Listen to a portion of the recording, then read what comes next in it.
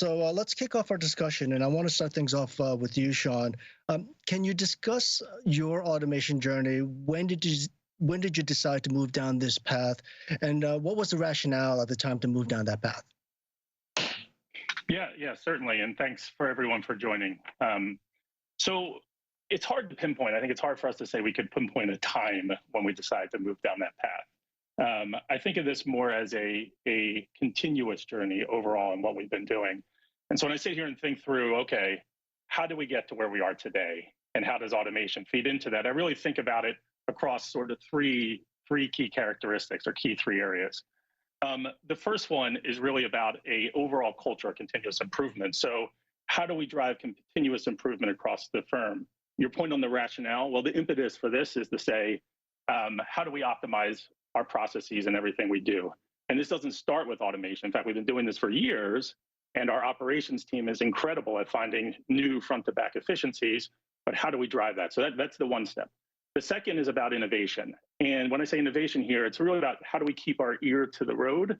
How do we hear what's happening? And that's both internally, how do we pick up things that we're doing internally and learn from that and replicate in other places, but also externally. What's happening in the marketplace? What's happening with startups, with venture capitalists? What can we learn from them and borrow practices to bring internally? Now, the third area, when I think of our journey, is around engagement. So when I say engagement, the first two areas are nice, but that's a lot of thinking without action. Engagement really is where the rubber meets the road. So how do we set up a group that both on the bottom layer, how do we engage the process, the people that own the process, people who actually do the work? Engaging them is important because none of this gets done unless we have their hearts, minds, and their work moving differently, but also the senior management, and doing it in a way that we can drive measurable benefits, but also get the air cover, because we're trying to challenge some norms here. And when we challenge some norms, sometimes we need some air cover to change the way we work. So I think of the journey, I think across those different dimensions and how we get there. Now, specific a little bit on the intelligent automation piece, not just coming out of COVID, but really overall, we've done things like, in the last 4 or 5 years, we've done things like setting up a group focused on automation, a group on ML, a group focused on process mining discovery, and how we bring those pieces together. So we have the foundational pieces, we have some of these new capabilities, and bringing those together is really pushing us on that automation journey. Oh, great. Shivaji, how was the journey at Deutsche Bank? Thanks for having me, and thank you so much for joining. I think on automation at Deutsche Bank, very similar to what Sean's been saying, we have been working on the automation and the robotics topics for a long time right now. So it's difficult for us to pinpoint and say, when we started it. It's been for a while, and what Sean was saying, it resonated quite a bit for us because very similar topics that we've been working at. Just to give you a little bit of the insight on the topics that we had started this on, and the way we are looking at it, or we were looking at it, was to start with continuous improvement for our processes. That's when we started looking at automation. How can we improve the existing processes, especially for reducing complexity and especially for reducing manual interactions in the operations of the day-to-day processes. That's where the initial focus was. And the other thing that we also wanted to do with automation was to bring more consistency across the entire group. So we are at Deutsche Bank quite geographically separated with our processes, and also also the divisions are quite individual. And if we were to bring in process learnings and process efficiencies from different areas, that was the other place where we use robotics or automation quite a lot. A couple of examples where we have been using this is around robotics process changes that we have been trying to implement for retail bank, for example, where address change from our customers could be implemented using robots. Those are the kind of initial examples where we have been implementing it. And over the last few years, this has even moved towards low code, no code, or low code robotics, automation across divisions, leading up also to data-driven improvements like AI, ML, or robotic process automation. So that's the journey at Deutsche Bank. Oh, that's great. And Paul, can you discuss how Home Depot moved down its automation path? Sure. First of all, good morning, and thank you for having me, letting me join you guys. We always look at all our journeys from a customer drive. How does a customer see us? What do we do to enable that customer to come into our stores? That's kind of our linchpin that we go after. But many of these technologies, specifically on the automation side, actually started on the infrastructure side. So we actually ended up redoing our backends. This was way before pandemic. Redoing our backends, what we call common services, started breaking things apart to allow us to have a more modular approaches. Also building it on a modern technology stack. Home Depot has been around for 40 years, and we've built technology on top of technology, and now we're actually undoing a lot of that to be able to build it on a modern stack. And then finally, that has enabled us to go to speed and get us a lot of flexibility. Essentially, that's allowed us to understand the customer better because the data has been now isolated, and that has been a big part of it. So from a journey perspective, I would say we started way back, even way before the pandemic, but it's actually come to fruition and helped us quite a bit through the pandemic.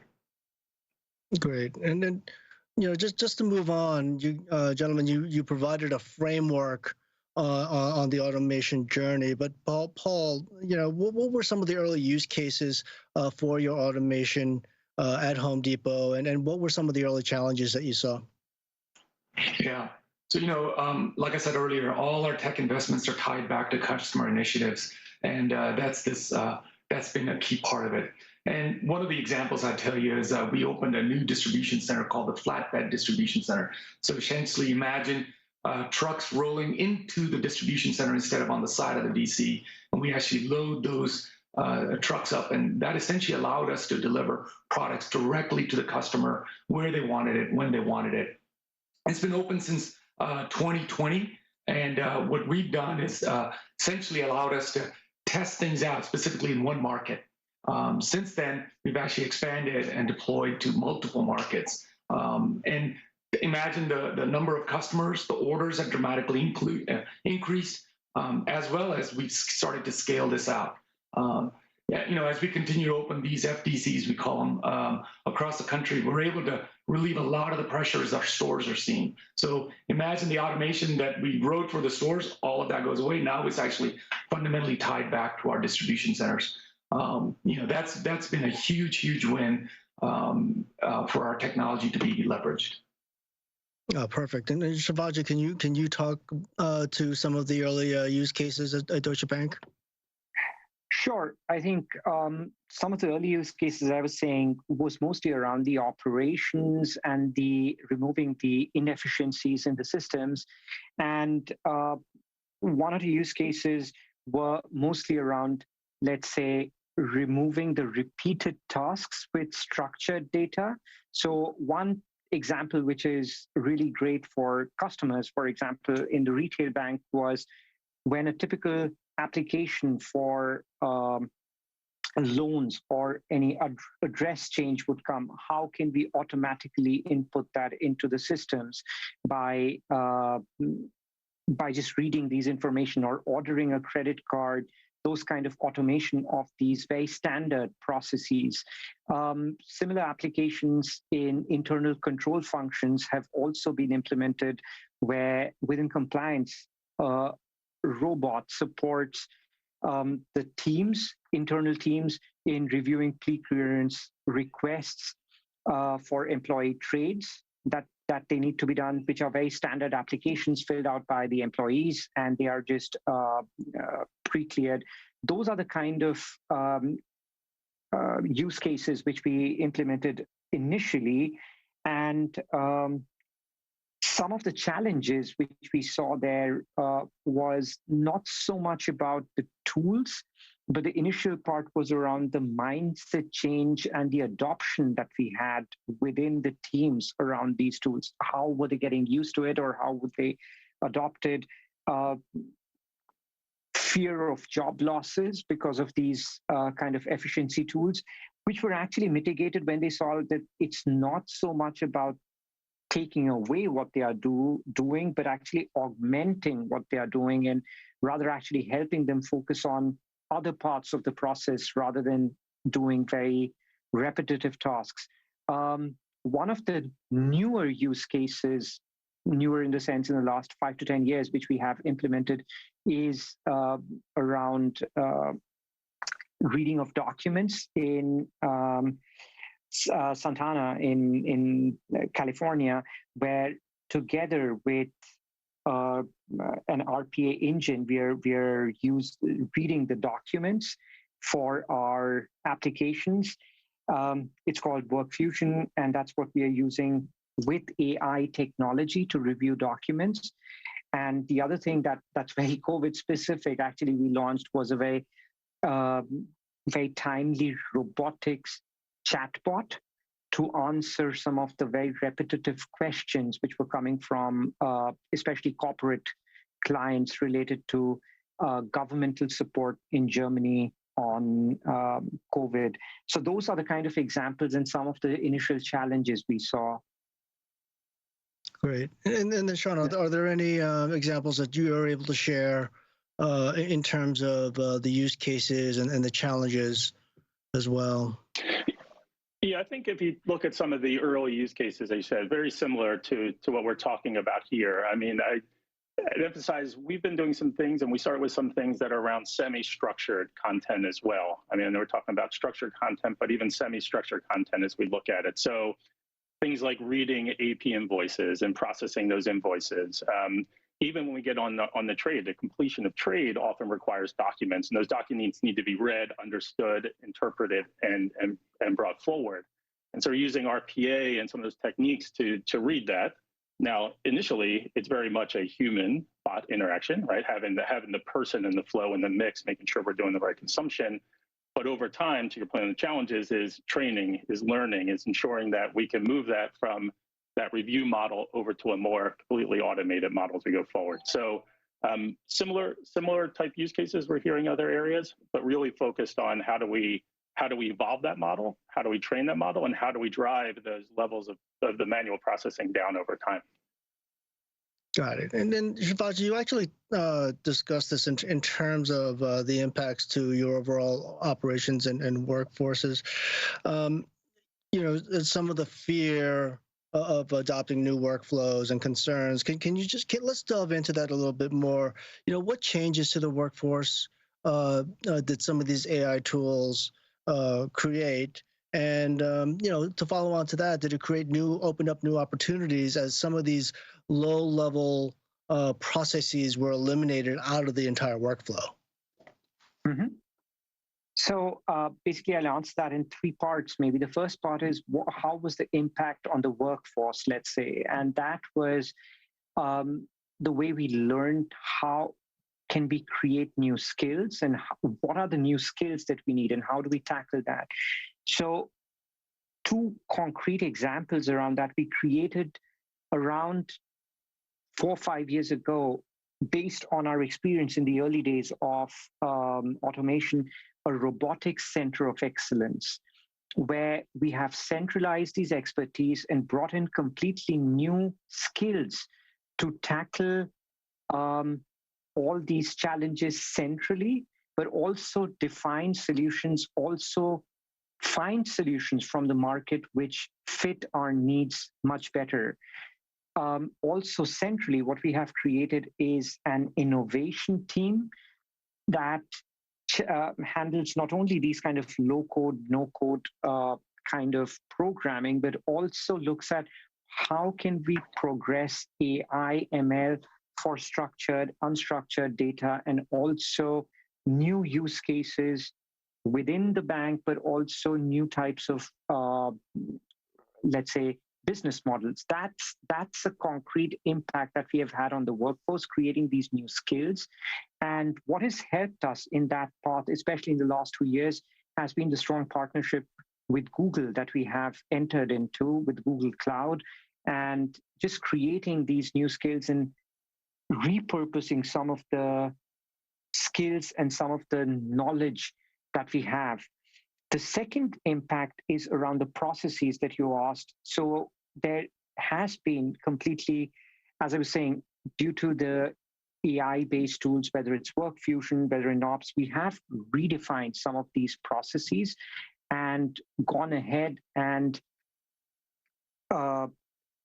defined front to back complete new processes. And that has also been reflected in the governance structures that we are now putting in place with new governance for process redesign. And the third impact around the customers, that is something that we are bringing step by step. It's difficult to give a real number behind what's the impact, of all these, because all these process improvements, they are in so many different parts of the bank and also with so many different tools. So we are reviewing them process by process in each of the businesses, but it's difficult to just assign one number to it. So that's kind of the way we are looking at it. What's the impact to the workforce? What's the impact to the processes? But also what's the impact in general to the bottom line? Got it. And then Paul, I mean, Home Depot must be a similar, but at the same time, different case, especially given that you're consumer-oriented, plus you have a tremendous extensive supply chain. Can you just talk about some of the workflow and the workforce productivity gains and challenges that you may have faced throughout the implementation process? Yeah, let me see if I can share two examples. One on a little bit more on the infrastructure side. We actually leverage HashiCorp's Terraform and Sentinel to start to automate compliance and security. We would spend weeks, if not months, getting approval on a development component. But as we standardize this, that has fundamentally speeded up our ability to deploy changes, that the digital touch points that both our associates and our customers. So that's been a huge win for us. The other one, just a tag along on this, is our store associates going back to our 2,300 stores. The technology we deployed inside their handheld devices, their what we call the first phones, has been critical in solving customer lookups and customer questions. We've essentially that has allowed us to go faster and faster in deploying changes into that device to allow those associates to be even more productive. And then on top of that, feel like they're making a big difference with our customers. Great. And then Sean, just to tie this segment up, just why don't we talk about some of Morgan Stanley's productivity gains, and also why don't we talk a little bit more about some of the processes that you've been able to eliminate, low-level processes that you've been able to eliminate, and then to bring forth a lot more productivity gains. And new roles that may have been created as a result of the workflows that you may have been able to implement. Yeah, I think the new role point is a good one to hit on. I know that we talked a bit about some of the shifting people to higher value work, eliminating some of the lower value activities. But when I think in terms of how do we drive real transformation, how are we going to make this stick? It has to be at an amount of scale. And so we're always constantly thinking about how do we scale this. We do have centers of excellence, I know we talked about, but that's always going to be, we'll always be limited by the people in those centers and the expertise we provide. So how do we drive that next level of scale so that we can create the capacity for growth like you're talking about? And so when I think of through the roles, and I think what's unique now, especially as we see, I think someone mentioned the low, no code aspects of this, is that we can now create a whole set of arms and legs. It's almost like we're democratizing process improvement or democratizing automation, because now we're creating a whole set of people who can use tools that maybe were reserved for technologists before, that were really only, we relied on development work to get done. And now we're pushing that down, and the ability for people to make the improvements in their own space. So when I see the skill set, it's not, are we have whole new roles, or is there just different hats that people can wear? And what we're seeing is the more and more that we push it forward, the more you can have people wearing different hats, the more that they can pick up and do improvements in their space. And then someone mentioned the governance. Obviously, you need governance around that to make sure that you keep things in control. But I think that's the other element that we're seeing in terms of shifts of workforce, talent, skills, and hats people wear, and driving the improvement on a more macro level, at a more scaled level versus having it in one area. Okay. Perfect. Moving on, Paul. We've all discussed all the technologies that you've implemented, and we've discussed the levels of success. But how do you measure that level of success? What are some of the KPIs that you look to, and also what are the typical pain points within the AI ML engine that you may have created that fall short of the KPIs, and how do you remedy that? Yeah, we have approached this literally measuring what our customers are telling us. They could be the associates in the front line as well as the customers themselves. And we use a feedback loop in that. And on top of that, we have an agile development process to where we're taking that feedback and reacting to it. So let me give you a perfect example of this that just during COVID was just front and center for us. If you remember at the very beginning, we had a lot of stores that started shutting down. In Canada, for example, we had a whole region that just literally you couldn't open the stores. So we had to turn curbside on. Now, here's the funny part. We've been working on curbside for a while. Just never got it to the point where it needed to be usable. As soon as COVID hit, that became our only vehicle. But you know what? We had now worked out all the operational and/or technology changes that needed to be there. We turned it on, put at the same time this idea of getting feedback directly from the customer as well as the associate into the app itself. And that fundamentally allowed us to react. And we within 2 weeks had it up and running, and it was literally operational. And I would say to some extent carried some of the regions that could not open stores at all. And all our orders went through that curbside. So you've got this idea of getting feedback instantly and then reacting. To be honest, that's been, especially in an agile development team, critical for this success of our teams. Great. And then Sean, how does Morgan Stanley measure the success of the workflow optimization tools that you implement? Yeah, it's funny. It's interesting that Paul mentions the agile part because we have a similar thing in terms of how we've done iterative deployments or iterative development and how we can measure more consistently. But I think of it and build on that in terms of think about it as sort of 2 tiers or 2 layers, right? So first is the more bespoke layer. When you're working with an individual area, the individual opportunity, they have to set the outcome goal. So what are they trying to achieve? So in some cases, let's say we're trying to process a greater transaction volume. Okay, great. So the KPIs behind that are things like an STP rate increase and measuring that over time. So for each individual areas we're working through, we'll define what are the outcomes we're trying to achieve and then aligning the set of KPIs against that. So that's at that lower level.